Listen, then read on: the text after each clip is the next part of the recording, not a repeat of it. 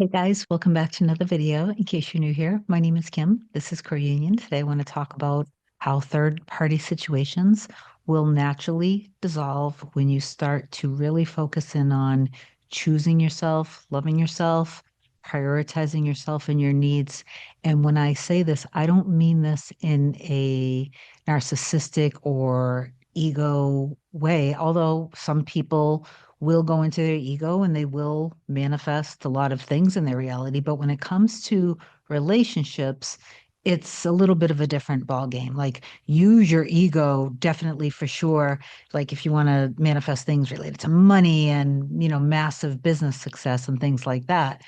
But when it comes to matters of the heart, and if you want a long lasting, healthy relationship, I suggest not going too much into your ego with that. Loving yourself and prioritizing yourself is being healthy. So, in other words, listening to your needs. When you need to rest, you rest. When you need to do something for yourself, for your own well being, you do it. It doesn't mean you're becoming a jerk or an asshole. It just means that you are truly setting healthy boundaries. Okay. So, anyway, now let me read this story of how when my client started focusing more on her self concept, the third party situation dissolved. Somebody recently asked under a video yesterday, what if there's a third party? So this video should help you and hopefully a lot of you out there that's listening. Before I read this, if you love my content, please do like, comment, share, and subscribe.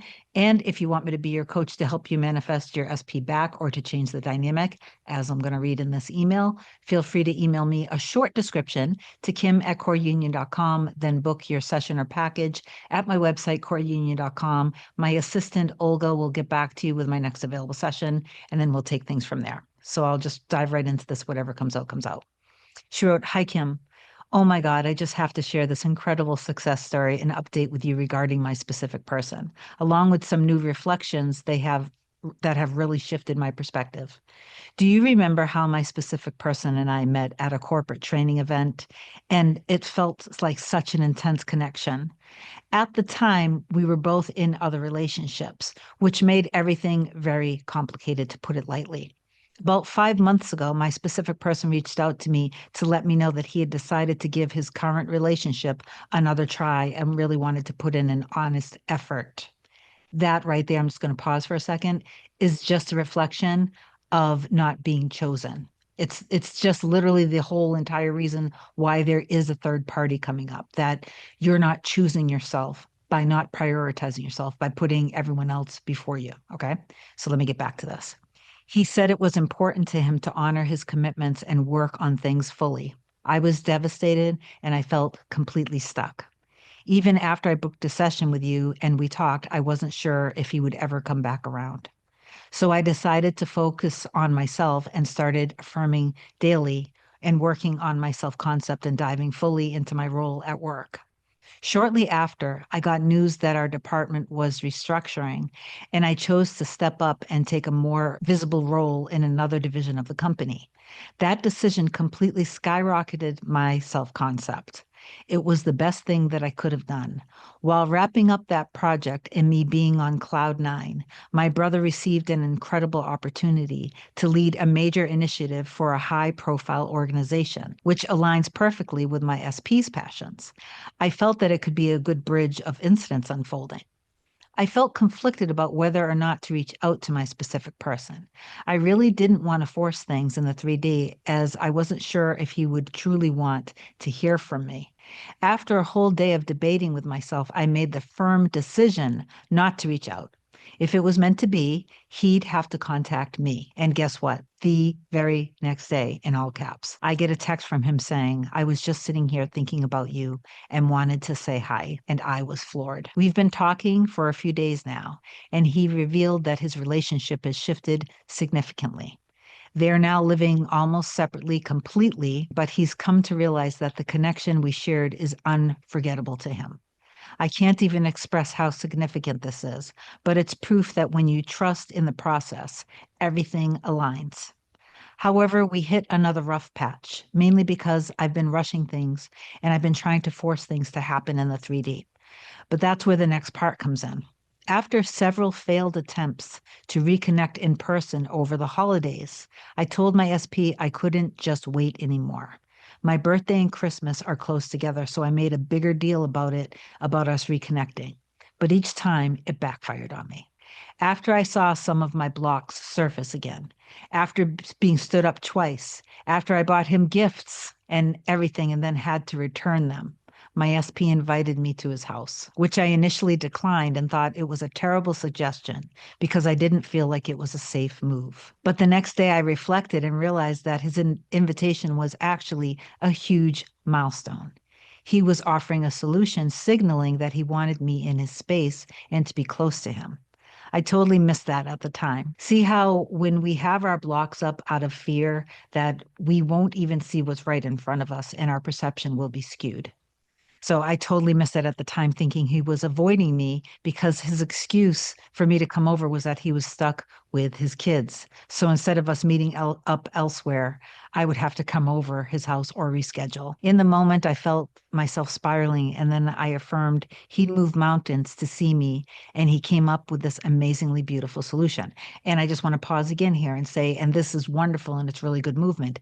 It's still because of your internal response and reaction, there's still a little bit of that I'm not a priority, I'm not chosen showing up here because the initial reaction that you had a little bit of something is just showing that's still a little bit of active. So you want to continue to prioritize yourself in a healthy way and to choose yourself and to know, like you already know, you've already known this, that he loves you and that nothing compares to you for him. That's something that you already know, but continue to do this and not to worry of whether you are chosen or not. You already are chosen. You were chosen before the two of you guys even met by him because the two of you guys were already together and went through this entire process and loved each other through it. And the end existed before you even were born.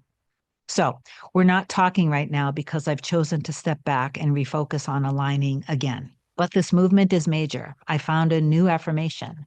It is natural and normal for him to invite me into his home and in his life. In hindsight, of course, he would invite me over, but I'm not rushing into there. But it's the concept that matters. He wants me in his world. That shift in perspective is everything. I'm feeling so much more at peace with everything, knowing that these small movements are a huge step forward.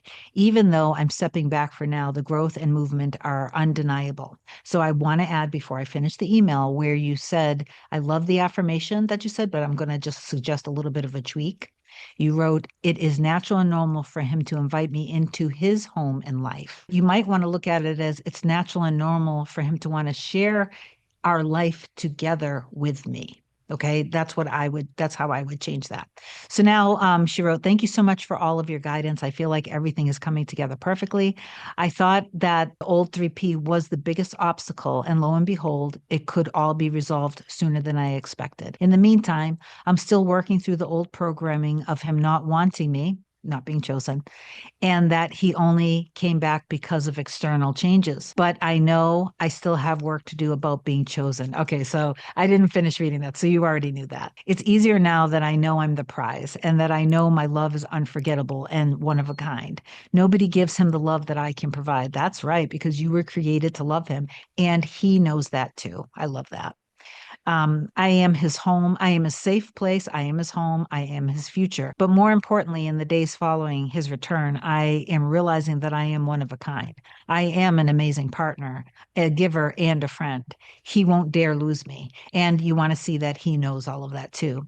Thanks for all your content and all you do. I'd love to book another session to help me get focused on my internal next steps. I just hope that that inspired a lot of you.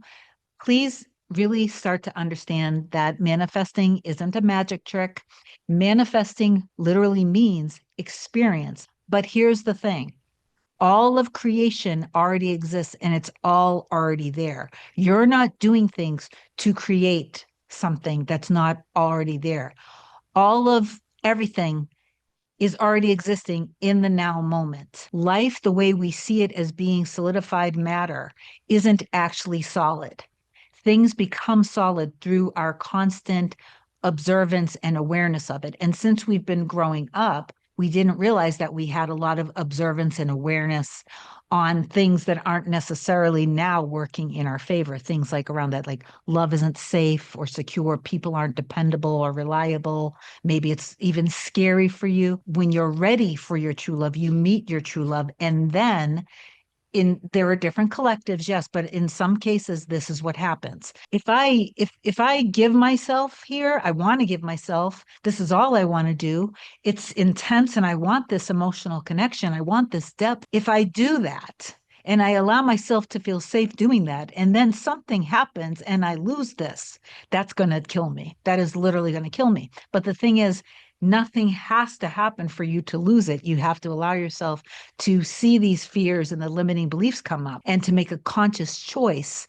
I'm not going to allow these ghosts of my past. I'm not going to allow, a lot of people have different stories. So I'm not going to let my mom, my dad, my caretakers, my old exes, I'm not going to let these people and the things that they did to me take away my true love, because that's essentially what's happening. You don't want to allow these people that hurt you from your past to steal your future from you. So you want to get in your trust and in your power, recognize that whatever happened that came up on the surface is showing you those old programming wounds, those traumas. I'm not chosen. I'm not a priority. I'm not good enough. It's not safe to love. Love isn't safe. And if you're the one watching this video, then it's up to you. I know a lot of people comment and they say, but that's not the case because I did this and they did that. It's never, you can't point the finger. They are your divine messenger, and they're always reflecting your beliefs back to you. So it's either perception only. A lot of people only perceive things. And then for other people, they have actually, yes, they've experienced now the manifestation of exactly what their deepest fear was. For some people, to overcome that story with this particular person might be very challenging. Most likely, if this is like the type of connection that I usually like to talk about, it's they're not going anywhere and neither are you. Like as much as they're in your heart and soul and you think about them constantly, and they're like from the moment that you wake up to the moment that you go to sleep and probably in your dreams, they're right there. You are right there in their minds as well. Okay. And again, a lot of you guys aren't necessarily trying to manifest a connection that's at this level. So I apologize. Maybe I'll come up with more content to help you guys too when it comes to just like lightly dating and getting to know each other. I still believe that there are a lot of things that you should do, even if you're only looking to date people in my videos, because you want to now address these fears and limiting beliefs around being in a relationship. It's safe to be in a relationship. It's safe to love. It's safe to trust love. It's safe to be committed. It's safe to let go of your independence. It's safe to feel safe. It's safe to feel vulnerable and secure, to love and to be loved. Okay. You can be cherished deeply and dearly and count on that. Okay. Anyway, I love you so much. I pray that this helped a lot of you. Please do affirm down below that you trust that it's safe to love and to be loved, and reach out to me if you need me. I'll talk to you soon. Bye.